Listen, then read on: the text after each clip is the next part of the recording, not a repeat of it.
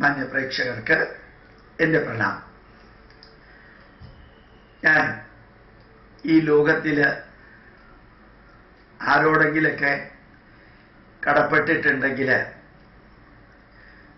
പരമദാരിദ്ര്യത്തിൽ കഴിഞ്ഞിട്ടും 6 മക്കളെ 15 രൂപ കോവിലകത്തെ ദഹനക്കാരൻ്റെ ശമ്പളവും കൊണ്ട് 6 മക്കളെ വളർത്തിയ അമ്മയോടും അച്ഛനോടും പിന്നെ ഈശ്വരനോട് പിന്നെ ഈ ഭാരതീയ നന്മകൾ എൻ്റെ രക്തത്തിൽ അലിയിപ്പിച്ച് ചേർത്ത കുറേ ദേശീയവാദിയ പരമേശ്വർജിയെ പോലെ, സേതുവേട്ടനെ പോലെ, ഹരിയേട്ടനെ പോലെയൊക്കെയുള്ള കുറേ പേരുണ്ട്. അവർ നേരിട്ട് എൻ്റെ മുമ്പിൽ ചിലരുണ്ടായിരുന്നു. ചിലരുടെ വാക്കുകളെല്ലാം കേട്ട് ഈ ഭാരതം, ഭാരതീയ സംസ്കൃതി, അങ്ങനെയുള്ളതെല്ലാം ഭാസ്കർ റാവുജി, മാധവ്ജി, ഇവരെല്ലാം ശരിക്ക് ഈ നാടിൻ്റെ സ്പിരിറ്റ് ശരിക്കും അക്ഷരാർത്ഥത്തിൽ എൻ്റെയും എൻ്റെ കുടുംബാംഗങ്ങളുടെയൊക്കെ രക്തത്തിൽ അലിയിപ്പിക്കാൻ സഹായിച്ചവരാണ്.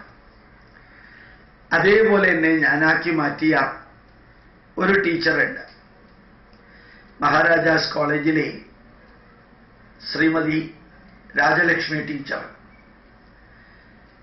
ഞാൻ പ്രീ ഡിഗ്രി പഠിക്കുമ്പോഴും സ്കൂളിലും കോളേജിലൊക്കെ പഠിക്കുമ്പോഴും എറണാകുളത്തെ MG റോഡിലുള്ള ദ്വാരക ഹോട്ടലിൽ രാവിലത്തെയും വൈകുന്നേരത്തെയും ഷിഫ്റ്റിൽ വർക്ക് ചെയ്ത്, സപ്ലയറായിട്ട് വർക്ക് ചെയ്ത്,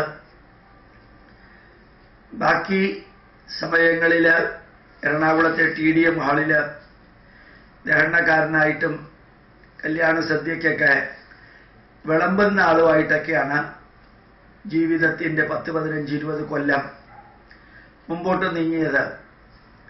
അച്ഛന് സാമ്പത്തികമായിട്ടൊന്നുമില്ലായിരുന്നു. കൊച്ചി രാജകുടുംബത്തിലെ ഒരു പാലസിൽ ദഹനക്കാരനായിരുന്ന അച്ഛന് 15 രൂപയാണ് ശമ്പളം. ആ 15 രൂപ കൊണ്ട് 6 മക്കളെ വളർത്താൻ വലിയ ബുദ്ധിമുട്ടായിരുന്നു. അതുകൊണ്ട് തന്നെ ഞങ്ങൾ എല്ലാവരും പലതരത്തിലുള്ള ജോലിക്ക് പോയിരുന്നു. അങ്ങനെ ഒരു ദിവസം എറണാകുളത്തെ ദ്വാരക ഹോട്ടലിൽ അന്നത്തെ എറണാകുളം ജില്ലാ കളക്ടറായിരുന്ന കൃഷ്ണകുമാർ IAS, അദ്ദേഹം ഒരു കോൺഗ്രസ്സുകാരനാണ്. അദ്ദേഹം ആ ദ്വാരക ഹോട്ടലിൽ രാത്രി ഒരു വലിയ പാർട്ടി നടത്തിയിരുന്നു. എന്തിനാണെന്നൊന്നും എനിക്ക് അറിഞ്ഞൂടാ. ആ പാർട്ടി രാത്രി കുറേ അധികം, രാവിലെ 3-4 മണി വരെ പോയിരുന്നു, ഹോൾ നൈറ്റ്. അടുത്ത ദിവസം മഹാരാജാസ് കോളേജിലേക്ക് 1972 ജൂൺ 6-ാം തീയതി മഹാരാജാസ് കോളേജിലേക്ക് എനിക്ക് ക്ലാസ്സിന് പോകണം. രാവിലത്തെ ഷിഫ്റ്റ് കഴിഞ്ഞാൽ മഹാരാജാസ് കോളേജിലേക്ക് ക്ലാസ്സിന് പോയപ്പോൾ എന്നെ പഠിപ്പിച്ച രാജലക്ഷ്മി ടീച്ചർ ക്ലാസ് എടുത്തുകൊണ്ടിരിക്കാം. ഹൈഡ്രജൻ ക്ലോറൈഡ് എങ്ങനെയാണ് ലാബറട്ടറിയിൽ ഉണ്ടാക്കാം, ഹൈഡ്രജൻ ബ്രോമൈഡ് എങ്ങനെയാണ് ഉണ്ടാക്കാം എന്നുള്ളതെല്ലാം. ഹൈഡ്രജൻ ക്ലോറൈഡിനെ കുറിച്ച് വിവരിച്ചപ്പോഴത്തേക്ക് ഞാൻ ഉറക്കായിരുന്നില്ല. ഹൈഡ്രജൻ ബ്രോമൈഡിനെ കുറിച്ച് ക്ലാസ്സിൽ വിവരിച്ചപ്പോൾ തലേ ദിവസം രാത്രി ഉറങ്ങാത്തത് കൊണ്ട് ക്ലാസ്സിൽ പതുക്കെ ഉറങ്ങി. ആ ടീച്ചർ എൻ്റെ മുഖത്ത് നോക്കിയിട്ട് ആ വിഷയം 2-3 പ്രാവശ്യം ആവർത്തിച്ചു. അത് കഴിഞ്ഞ് എന്നോടൊരു ചോദ്യം ചോദിച്ചു, എങ്ങനെയാണ് ലാബറട്ടറിയിൽ ഹൈഡ്രജൻ ബ്രോമൈഡ് ഉണ്ടാക്കുക എന്നുള്ളതിനെക്കുറിച്ച്. ക്ലാസ്സിൽ നല്ല ഉറക്കമായിരുന്ന എനിക്ക് ഉത്തരം പറയാൻ സാധിച്ചില്ല. 80 കുട്ടികളുള്ള ക്ലാസ്സിൽ എന്നെ 40 മിനിറ്റ് നേരം ഇരിക്കാൻ അനുവദിക്കാതെ പിടിച്ചു നിർത്തി. അത് കഴിഞ്ഞ് എല്ലാവരും കേൾക്കെ ഉറക്കെ ക്ലാസ് കഴിയുമ്പോൾ ടീച്ചർ പറഞ്ഞു, 10 വർഷം പഠിച്ചാലും ഗോപാലകൃഷ്ണൻ കെമിസ്ട്രി പാസ്സാവില്ല. ക്ലാസ്സിലിരുന്ന് ഉറങ്ങാനാണെങ്കിൽ ഇവിടേക്ക് വരേണ്ട കാര്യം എന്തിരിക്കുന്നു എന്നൊക്കെ കുറെ പെൺകുട്ടികൾ അത് കേട്ട് ചിരിച്ചു. ഞാൻ ആ ക്ലാസ്സിൽ നിന്ന് ഇറങ്ങി വന്നപ്പോൾ ടീച്ചറിൻ്റെ മുമ്പിൽ നിന്നുകൊണ്ട് പറഞ്ഞു, ജീവനുണ്ടെങ്കിൽ ഈ കെമിസ്ട്രിയിൽ അവസാനത്തെ ഡിഗ്രിയും ഞാൻ എടുത്ത് ടീച്ചറിൻ്റെ മുമ്പിൽ വരും. അപ്പോൾ ടീച്ചർ പറഞ്ഞു, അങ്ങനെയാണെങ്കിൽ സൂര്യൻ പടിഞ്ഞാറ് ഉദിക്കുന്നു പറഞ്ഞു. ഞാൻ പറഞ്ഞു, ഒന്നുകൂടി ടീച്ചറോട് പറയുന്നു, സൂര്യൻ പടിഞ്ഞാറ് ഉദിച്ചാലും ഇല്ലെങ്കിലും 40 വയസ്സിനുള്ളിൽ ഈ വിഷയത്തിൽ അവസാനത്തെ ഡിഗ്രിയും എടുത്ത് ലോകത്തിലെ പ്രസിദ്ധമായ ഒരു യൂണിവേഴ്സിറ്റിയിൽ വർക്ക് ചെയ്ത് ഭൂമിയുടെ ഇപ്പുറത്ത് കൂടെ പോയിട്ട് അപ്പുറത്ത് കൂടെ വന്ന് ഞാൻ ടീച്ചറിന്റെ മുമ്പിൽ വന്ന് ഇന്ന് സംഭവിച്ചത് പറയുമെന്ന് പറഞ്ഞു.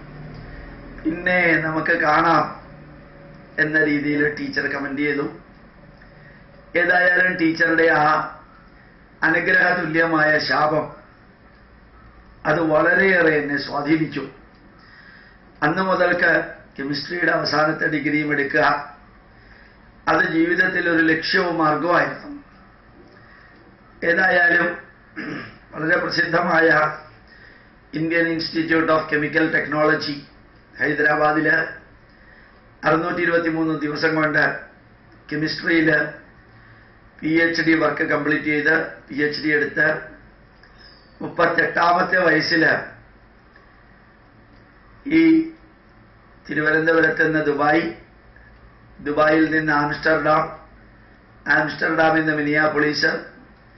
മിനിയാപോളിസിൽ നിന്ന് എഡ്മണ്ടൺ, കാനഡയിൽ ആർട്ടിക് ഓഷ്യന്റെ അടുത്തുള്ള യൂണിവേഴ്സിറ്റി ഓഫ് ആൽബർട്ടയിൽ ചെന്ന് 1 വർഷത്തോളം അവിടെ വർക്ക് ചെയ്ത് അവിടെ നിന്ന് തിരിച്ച് വാങ്കൂവറിൽ നിന്ന്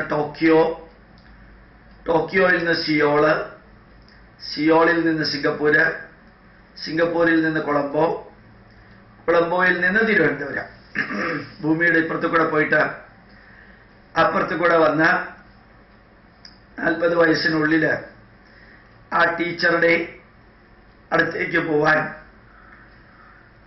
പോകുന്ന വഴിക്ക് മഹാരാജാസ് കോളേജിലെ ഡോക്ടർ PS രാമൻ സാറിനെ കണ്ടു.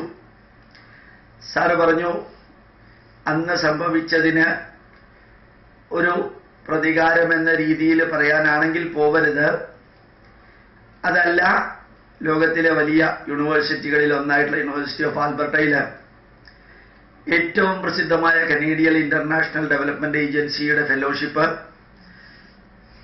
Natural science engineering and research fellowship, 2 fellowship, Canadian ഗവൺമെന്റിന്റെ ഫെലോഷിപ്പ് കിട്ടി. അവിടെ വർക്ക് ചെയ്യാൻ ഭാഗ്യം കിട്ടിയെന്ന് പറയാനാണെങ്കിൽ പൊക്കോളൂ. പണ്ട് ശപിച്ചതിനെ കുറിച്ചാണ് പറയാനെങ്കിൽ പോവരുത് എന്ന് പറഞ്ഞുകൊണ്ട് ഞാൻ ടീച്ചറുടെ അടുത്ത് പോയില്ല. പക്ഷേ ടീച്ചറെ പിന്നീട് കണ്ടു. ടീച്ചർക്ക് എന്നെ ഭയങ്കര ഇഷ്ടമായിരുന്നു. എൻ്റെ പ്രഭാഷണം എവിടെയുണ്ടെങ്കിലും ടീച്ചർ വരും. അമൃതാനന്ദമയിയുടെ മഠം, എറണാകുളത്തെ അമൃത വിദ്യാലയവും എല്ലാം കൂടി ചേർന്ന് ആർഷ സന്ദേശം എന്ന സെമിനാർ ദർബാർ ഹാൾ ഗ്രൗണ്ടിൽ നടത്തിയപ്പോൾ ഏറ്റവും അധികം നേരം പ്രഭാഷണം നടത്തിയ ഞാനാണ്. ആ പ്രഭാഷണം നടത്തിക്കൊണ്ടിരിക്കുമ്പോൾ ടീച്ചർ ഫ്രണ്ടിലിരിക്കുന്നുണ്ടായിരുന്നു. 2 മണിക്കൂർ നീണ്ട ആ പ്രഭാഷണം കഴിഞ്ഞ് ഞാൻ സ്റ്റേജിൽ നിന്ന് ഇറങ്ങിയപ്പോൾ ടീച്ചർ നേരെ മുമ്പോട്ട് വന്ന് എന്നെ പൂർണ്ണമായിട്ട് നമസ്കരിച്ചു. ഇങ്ങനെ ഒരു മകൻ, ഇങ്ങനെ ഒരു സ്റ്റുഡന്റ് എനിക്കുണ്ടായത് എൻ്റെ പുണ്യമാണ് എന്ന് പറഞ്ഞു. അടുത്ത ദിവസം ടീച്ചറുടെ വീട്ടിലേക്ക് എന്നെ കൊണ്ടുപോയി. ടീച്ചർ എനിക്ക് ഭക്ഷണം വിളമ്പി തന്നു. എന്നിട്ട് പറഞ്ഞു, ഒരു കാരണവശാലും ഊണ് കഴിച്ച ഇല എടുക്കരുത്, അത് എൻ്റെ അവകാശമാണ്. ഗോപാലകൃഷ്ണന്റെ അമ്മയുടെ സ്ഥാനത്തുള്ള ടീച്ചറായ എൻ്റെ അവകാശമാണ് ഗോപാലകൃഷ്ണൻ കഴിച്ച ഭക്ഷണം കഴിച്ച ഇച്ചില ഇല എടുക്കുക. ഞാൻ പറഞ്ഞു, ഞാനും എൻ്റെ കുടുംബാംഗങ്ങളിൽ ലോകത്തിൽ എവിടെ പോയാലും ചായ കുടിച്ചിട്ടുണ്ടെങ്കിൽ ആ ഗ്ലാസ് കഴുകി വയ്ക്കുക, ഭക്ഷണം കഴിച്ചിട്ടുണ്ടെങ്കിൽ പ്ലേറ്റ് കഴുകി വയ്ക്കുക, ഇലയിലാണ് ഭക്ഷണമെങ്കിൽ അത് കളഞ്ഞ് അവിടെ ക്ലീനാക്കുക. ക്ലീനാക്കിയില്ലെങ്കിലും ഭക്ഷണം കഴിച്ച ഇല ഞങ്ങൾ കളയാറുള്ളത്, ഇച്ചില വേറൊരാളെ കൊണ്ടെടുപ്പിക്കാറില്ല. ഏതായാലും ടീച്ചർ പറഞ്ഞു, ഒരു കാരണവശാലും അനുവദിക്കില്ല, അനുസരിച്ചേ പറ്റുമെന്ന്. അങ്ങനെ എനിക്ക് ടീച്ചർ വിളമ്പി തന്ന് മകൻ ഭക്ഷണം കഴിക്കുമ്പോൾ അമ്മ അടുത്തിരിക്കുന്ന പോലെ രാജലക്ഷ്മി ടീച്ചർ എൻ്റെ മുമ്പിലിരുന്ന് ഭക്ഷണം വിളമ്പി തന്നു. ഞാൻ കഴിച്ച് തീരുന്നത് വരെ ഇരുന്നു. ഞാൻ മാത്രമേ ഉണ്ടായിരുന്നുള്ളൂ. ടീച്ചർ മുമ്പിലിരിക്കുന്നു.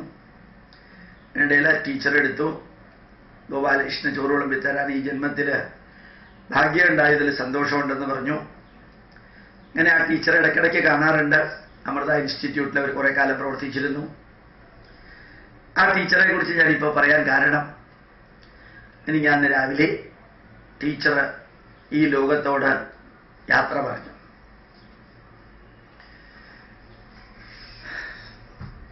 ആ ടീച്ചറാണ് ഒരു പക്ഷേ എന്നെ ഞാനാക്കി മാറ്റിയ ടീച്ചർ. ശാപവാക്കുകളാണെങ്കിലും അനുഗ്രഹത്തോടുകൂടി അത് പറഞ്ഞു.